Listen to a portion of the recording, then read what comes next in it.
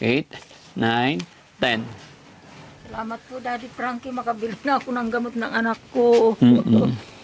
Hindi ko nilalabas lang ang nasa loob ko po. Hirap na hirap na po ako. Ilabas mo na kung ano yung nasa loob mo, ha? Minsan nga dito, masakit ng dibdib ko. Sabi sa mga anak ko, silip niyo ako, baka mamaya hindi na ako humihinga. Ay, wag mo isipin yun, Nay. Matibay pa yan, ha? Malakas pa para sa mga anak mo. Kasi pag humina ka, Nay, paano na yung mga anak mo? Yun ang iniisip ko. Oh. Ay, marami pong salamat. Inaano kay Lord, tagal ko na nagngangarap na makarating kayo dito at makita niyo sitwasyon ko. Mm-mm. Dahil wala pong makakatulong po, kundi kayo lang. Kaya lagi ko kayo nakikita sa ako nagko-comment na sana ako rin, Daddy, puntahan niyo rin ako dito at matulungan niyo kami ng dalawang anak ko. Thank you kay Lord, Nay, dahil Kaya nakarating ang Team Daddy lagi Frankie. ko po, gabi-gabi po, dinadasal ko na makarating kayo. Opo. Nang nagpumunta si Boss GB dito kahapon, ay, tuhan-tuhan ko, nakita ko si Boss GB, ito hindi si Daddy. Kaya kilala ko si Daddy. Ba't umiiyak na si Nanay? Sa tuwa ko po na nakarating po kayo. Sige, Nay, basta laban lang, ha? Marami pong salamat, Opo, Daddy. wag kang panghinaan ng loob, ha? Sa Guzman po, Ilang taon na po kayo, Nay? 70 ko na po, Asan na asawa nyo? namatay na po. Kailan pa namatay? Ano na, nung February 20, ay February 2020 po. 2020. So, 1 year mahigit. Hindi po, ano na po, 5 years na po. 2020. Bagay, 2025 na. Opo. 5 years na siya. Na nabubuhay asawa nyo, anong trabaho niya? Wala po dati ng buhay po pa siya noon. Ano, sa imprenta po siya, sa printing press. Mm-mm. Ngayon, matanda na, nag-resign na po siya. Hindi na siya pwede magtrabaho, nag-senior. Standby na po siya kasi may sakit. Mm-mm. Nang ano po, kaya nakapaano po ng ano, ito pong kalagayan namin, nagkaganito na po itong mga anak namin. Ilan po anak nyo, Nay? 5 po. Saan yung 3? Yung 3 po, yung isa nandito, yung panganay nasa ano sa Kamarin, yung isa naman nasa Makati. Anong trabaho sa Makati? Nagtutulak po ng kariton sa ano yung buko po. Saan sa Makati? Pero doon po sa may Palanan, Anong pangalan ng anak nyo sa Palanan? Gilson po. Gilson de Guzman. Matagal na siya doon? Opo, doon po siya nagbubuto. Buko? Buko po ang ginagawa niya dati po. Doon din ako nagbubuko rin po ako kaya nga nasugat ako dito noon. Nagtitinda kayo ng buko. As in yung buko talaga. Opo. Tapos nag-house to house. Opo. Tutulak po yung kariton. Po. 17 years old niya. Ngayon, 36 na po. 19 years na siyang may Opo. sakit. Si Jonald, ilang taon na? 24 years old niya. Ay ngayon, 37 na niya, 38. 13 years na siya. Matagal na po. Pabalik-balik lang po kami sa ano, hindi rin gumagaling dahil nagkukulang po ako sa pinansyal ng gamot. Mm-mm. Ano yan, hindi manigarilyo, hindi na bigyan ng sigarilyo, nagwawala. Kaya nga nasira-sira ito. Kahit anong gawin ko dati. Ngayon, hindi, anak kong babae, yan ang umakyat dito. Inaayos. Pag umulan niya yun, nababasa siya. Pinupunit ang mga damit niyan. Tingnan yung mga damit niya, oh, ganyan. Oh, pinupunit niya yan. Oh. Minsan paggabi, naririnig nila, sumisigaw yan. Yan, alam na mga kapitbahay namin yan. Naiintindihan nila ako dahil wala rin ako magagawa. Dapat dinala na lang steady mo na lang sa mapagamutan na. Isang Kasi mandalo. din, ayaw naman po nila tanggapin yan eh. Kasi ano po, wala daw magbabantay. Nung dinala namin ng mister ko yan, buhay pa ulit, binalik namin sa mental. Mm-mm. Sabi ng doktor sa akin, priority yan na tanggapin namin dito na makumpine, ibalik. Pero, kailangan may magbabantay. Wala po magbabantay, kahit sa Baguio, dinala namin yan. Mm-mm. Kasama po pa yung mga DSWD. Wala rin. Kasi binibili ko dati yung gamot. Wala rin akong pinansyal na pambili ko ng gamot. Parehas niyang isa. Hindi ko alam kung saan ako kukuha ang pambili. May isa pa kayong anak. Hindi ito. Ito. Kulang yung gamot na binigay sa kanya kasi wala na ubusan kami doon sa Binlok. Sa Binlok lang po yan. Mm-mm. Every 3 weeks, dinadala ko yan. Ito Para? muna inuuna ko po. Ano bang sakit niya talaga siya? Hindi ko alam. Kaya sabi niya, ano daw, Yung naano siya sa gutom. Na ano siya sa gutom, yung parang napasma po. Pero mataba naman siya, Nay. Kung... Sa gamot po. Kaya nagtaka nga sila, ang timbang 81. Mm-mm. Sabi niya, tapos ang dugo niya, 100. Umaabot ng 150, 160. Sa mataas daw. Pero Nay, matanong ko lang. Anong nakita nyo, anong mga ginagawa niya, bakit nasabi nyo at bakit nyo dinala sa binlok? Yung ano po, yung pag hindi ko siya dinala sa binlok po, hindi siya nakakainom ng gamot. Hindi niya alam ganyan ng ganyan po sa kalsada yan. Nananambunot ng mga bata, nananakit. Tapos ang ginagawa po niyan, minsan niya, hinila ko sa buhok niyan, hinila-hila ako niyan, hindi ako binibitawan. Hanggang nagwawala yan pag hindi makainom ng gamot. Minsan hubot-hubad yan, nakaganon dyan sa kalsada. Naguhubad siya. Opo, As in, hubot-hubad. opo. Anong ginagawa mo pag naguhubad sa kalsada? Dinadala ko po yan. Kaya ang ginagawa ko po, may ano doon sa kwarto, may tali na ganito. Tinatali ko siya. Mas maiging taliin kita kaysa nandun ka sa kalsada, nakahubot-hubad ka. Makikita ng mga tao. Anong nararamdaman mo, Nay, pag nakita mo nakahubad? Siyempre nahahiya po ako at saka awang-awa po ako sa kanya. Naawa, hindi ko alam anong gagawin ko. Anuhin ko yung sarili ko. Daddy, ay, baka para akong magbibigay na, bigay ko ng sarili ko na ano. Sabi ko, paano kung mamatay na ako? Walang mag-aalaga po sa kanila. Gaano kahirap yun na, yung dalawang alaga mo na ganyan? Hirap po ako. Minsan niya, hindi ako makatulog. Hindi ako makatulog. Kasi kaunting karuskos lang nito, harangan ko yan. Iharang ko dito kasi mamog. Pag ano yan, susuntukin niya yan, ihagis niya dyan sa kabila. Pag nagdudumi nga, nandiyan pa nga, oh. Pag nagdudumi nga po yan, hinahawakan niya tapos inaano. Minsan ginaganon niya sa ulo. Naalaala ko tuloy nakita ko yung inanon yung yung ginupitan yung Sinong mahabang nagpapaligo sa kanya? ngayon, ako po, nalalapitan ko siya ngayon. Pero pag pinakawalan niyo yan, Daddy, tatakbo yan kung saan-saan, kung anong ginagawa niya. Tapos maghuhubot-hubad yan, tatakbo malayo. Hindi ko na magtigilan. Hinahanap namin yan kung saan makarating. Ayaw ko lang kasi nakatali siya. Ilang taon na nakatali. Ang tali na yan, pag doon siya nilagay ko sa harap. Alam niyo yung ginawa niya? Sinira niyo yung harapan. Nagiba-giba na yung mga kaya siya nagsira ng bahay. Ayan, malapit ng... Yun nga, tagal nandito. Minsan pag malakas ang ulan, aawa rin ako, inaamo-amo ko. Sa bigyan kita ng sigarilyo, doon ka magbihib ka. Pero nakakausap ko, kilala niya yung mga tao. Bakit ganon? Kapag nakawala ka, takutan mga tao sa'yo. Kasi, pag nakawala siya, matapang siya. Oo po. Anong ginagawa niya pag nakawala? Kaano siya katapang? Pag marinig niyan, kinausap kayo, tapos lalapitan mo, lalapitan ka rin niya na, kasi makikipaglaban yan. Kaya, hindi ko na alam kung ano Ba't nilapitan ko siya kanina na, ang bait niya?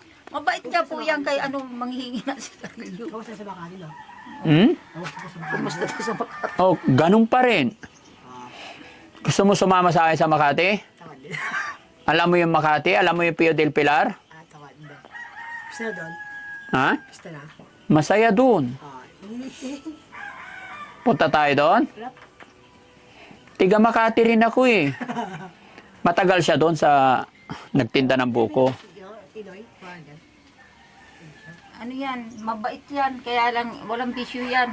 Ba't nagkaganyan kang kuna pumunta na ng Divisoria? Hindi. Malinis ka sa katawan mo, bakit yan? Hinahawakan mo yung tae mo. Minsan ginaganyan mo pa sa ulo mo. Nawala talaga sa sarili na eh. Wala talaga po. Mayroon tayong natulong. Umaakyat niya doon sa Manggayan. Hindi ko mapababa.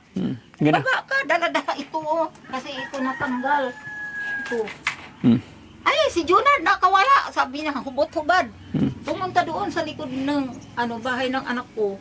Doon, umakyat doon sa taas. Ginaganyan yung mga dahon. Baba ka, halika. Ayaw niya. Ayaw talaga. Kaya walang tutulong sa amin. Ito nga po, ako nang gagawa niyan.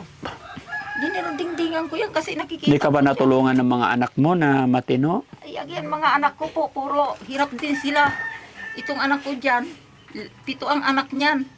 Eh, ngayon lang silang kakaano kasi yung anak niyang panganay nakakatulong na sa kanila. Hirap din po sila. Wala Saan sila silang nakatira? trabaho. Dito din. Doon po sa likod, yung bahay doon na ano. Nagpagawa Hindi na sila. nagkaroon ng asawa si Jonald. Hindi na po, parehas yan silang dalawa. Sila. Walang asawa. Minsan niya yan, inaano ko ngayon. Maganda nga yan ngayon, sumasagot na yan. Noon, hindi kumikibo yan. Ano yung pangalan niyo ulit, Nay? Rosita po. Nanay Rosita. Nay, naka-video po tayo. I-upload po namin ito. Mapapanood ng karamihan. Okay lang po ba? Okay lang po, para may makatulong sa akin. Sige, Nay. Bigyan kita ng pagkakataon para manawagan sa ating mga kababayan. Baka sakali may magpaabot ng tulong. Baka may makatulong sa atin pagbili ng gamot ng mga anak niyo po.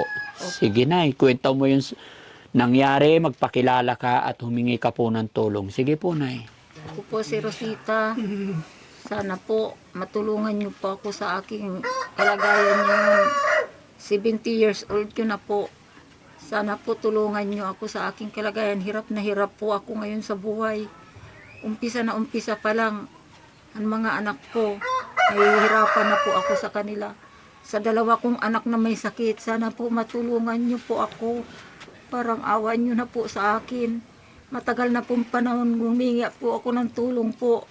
Sana matulungan niyo ako sa kalagayan na para panggamot lang po sa kanila. At saka sa pinansyal na gamutan po nila. Yan lang po hinihiling ko po sa inyo dahil hirap na po ako ngayon. Hindi ko na po kaya kahit sa pagkain po ng mga anak ko. Hindi ko po nakakayanan na masuportahan po sila. Naglalabandira lang po ako noon. Pero ngayon hindi ko na po kaya. Wala, naghihintay lang po ako ng magbibigay po sa amin. Tulungan niyo po ako. Kahit lang mapagaling lang itong mga anak ko. Sana po matulungan na sana niyo ako. Parang awa niyo na po.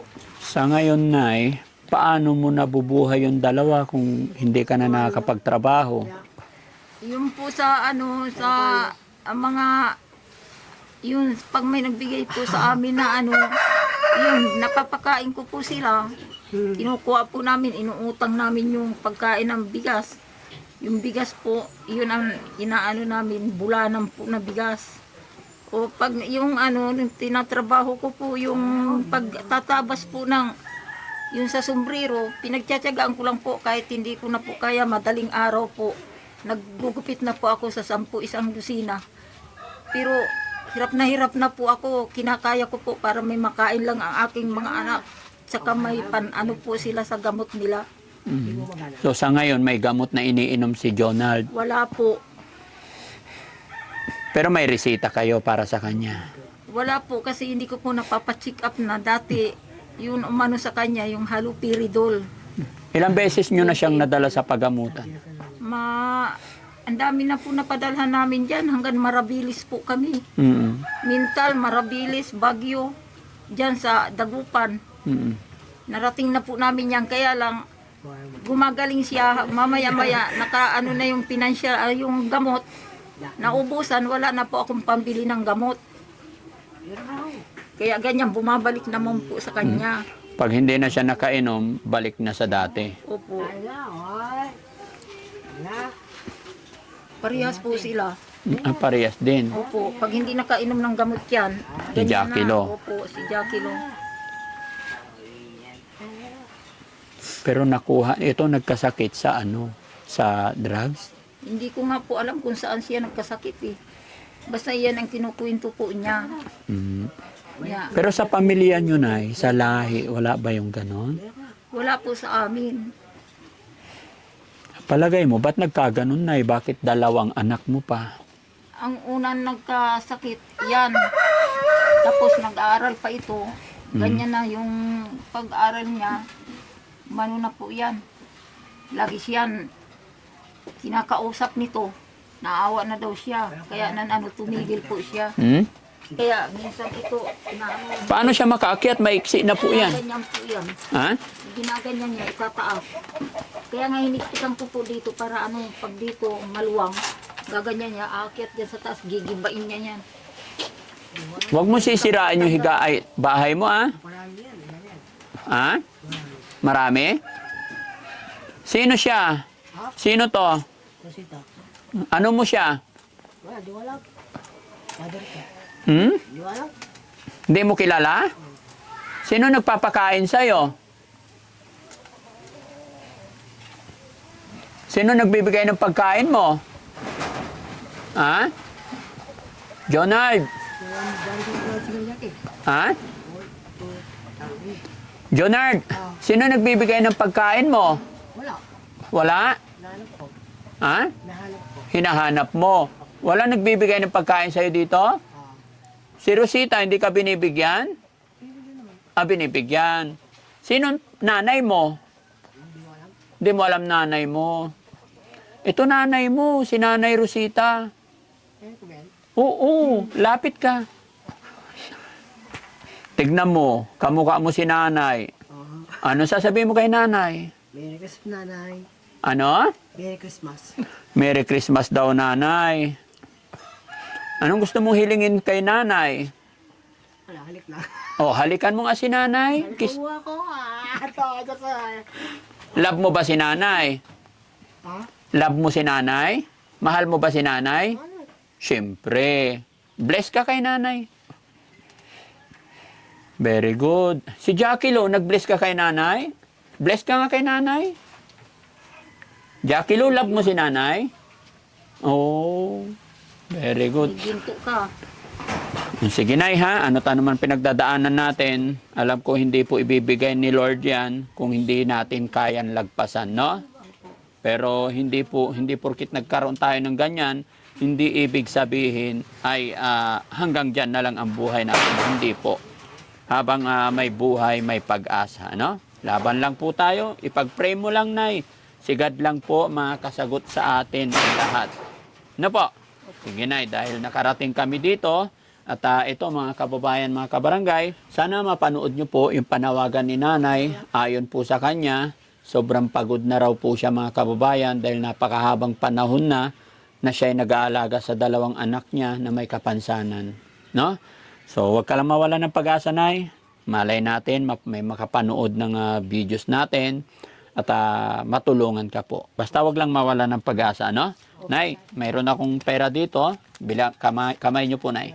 1, 2, 3, 4, 5, 6, 7, 8, 9, 10.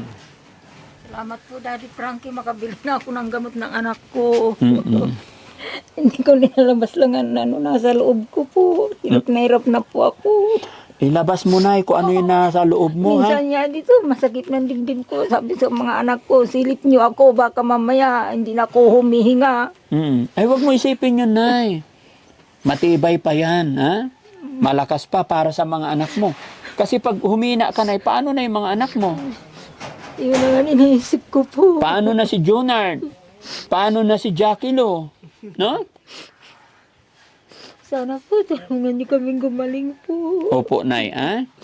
Sige po. Pag-isipan natin maigi kasi kung sinabi mong pabalik-balik na doon, kailangan kasi pag pinalabas tayo, tuloy-tuloy ang gamutan. Kasi yung mga ganyang pasyente na nagkasakit po, diretso na po talaga ang maintenance, no? Opo. Sige na, huwag kang mawala ng pag-asa, babalik pa kami dito, ha? Opo. Masasabi ni nanay na nakatanggap ka ng blessing sa araw na to. Maraming salamat po sa bigay niyo.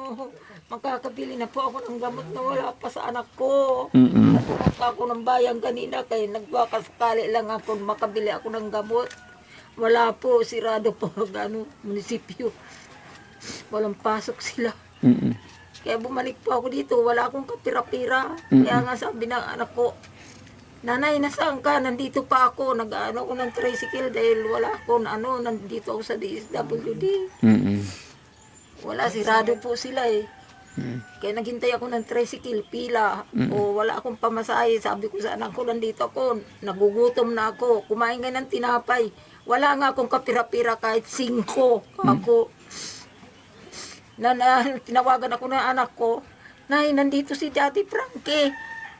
Ay, sabi ko, ay, nandun pala si Daddy. Dali, inano ako agad ng tricycle. Hinatin niya ako agad. Ngayon, Nay, ngayon, anong masasabi mo? Nakarating na si Daddy Frankie dito. Ay, marami pong salamat. Inaano kay Lord, tagal ko na nagngangarap na makarating kayo dito at makita niyo yung sitwasyon ko.